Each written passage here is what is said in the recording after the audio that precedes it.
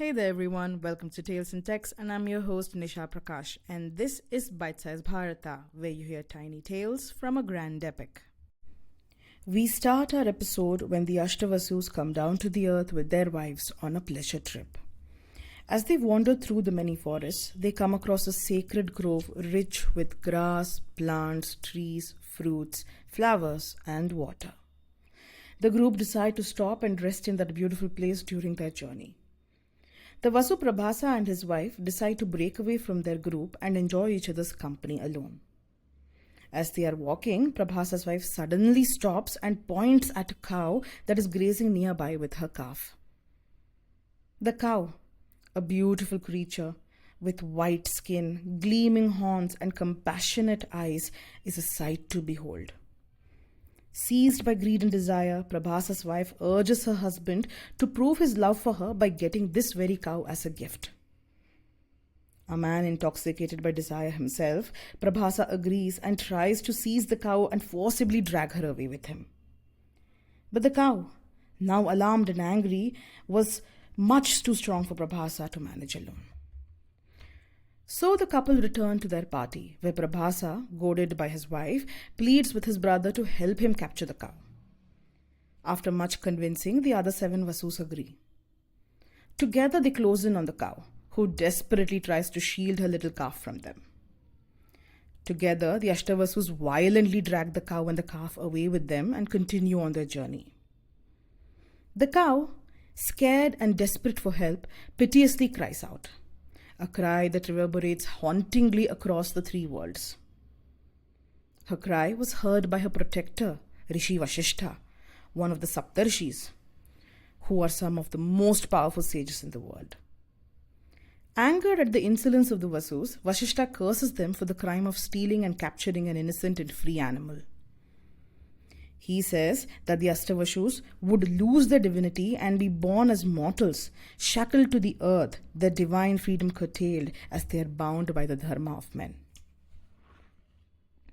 Through their yogic powers, the Ashtavasus realize to their horror the implications of Vasishtha's curse.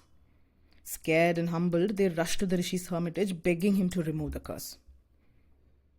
Vasishtha, unlike some of the Rishis, is a compassionate sage. Moved by the Vasu's cries, he says that while he cannot negate the curse completely, he can certainly lessen its severity.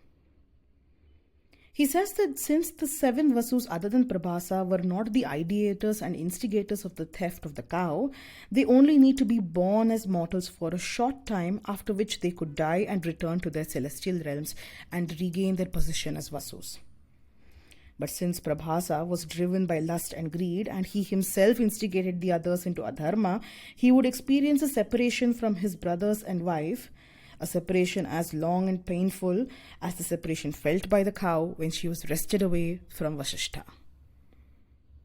So, Prabhasa was cursed to be reborn as a mortal man who would lead a very long life on earth, and only after facing much hardships in his human life would he return back to his celestial realm.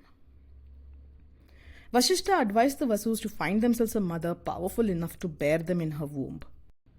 Ganga paused in her narration and looked into Shantanu's eyes. The Ashtavasus, she continued, asked me if I would carry them in my womb and free them from their curse. I had just been cursed by Brahma myself and had to stay with King Mahabhisha for a time on earth. So I agreed. If I could ease the Vasus' lives and also serve my purpose on earth, so be it. So here I am, O King, wife to you, the reincarnation of Mahabhisha, and the mother to the Ashtavasus. The 7 sons that I killed previously were destined to return to their own realm and regain their position as Vasus. This 8th child, Ganga nodded to the newborn in Shantanu's arms, is Prabhasa, the one who instigated and ideated the theft of the cow. He will continue to live and live a long life. He shall be known as Gangeya, the son of Ganga. I will now take him with me and raise him for a few years. When the time is right, he will return to you. Shantanu tenderly looked at his son and gently kissed the top of the baby's head.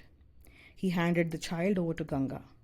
He knew that now the vows were broken, she would not remain with him by his side. The hurt pinched his heart.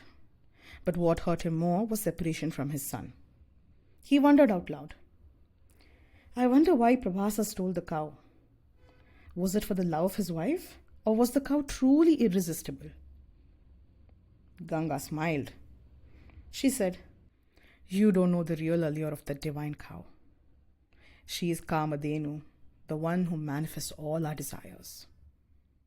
Kamadhenu? Wondered Shantanu. Who is she? Where is she from? Who are her parents?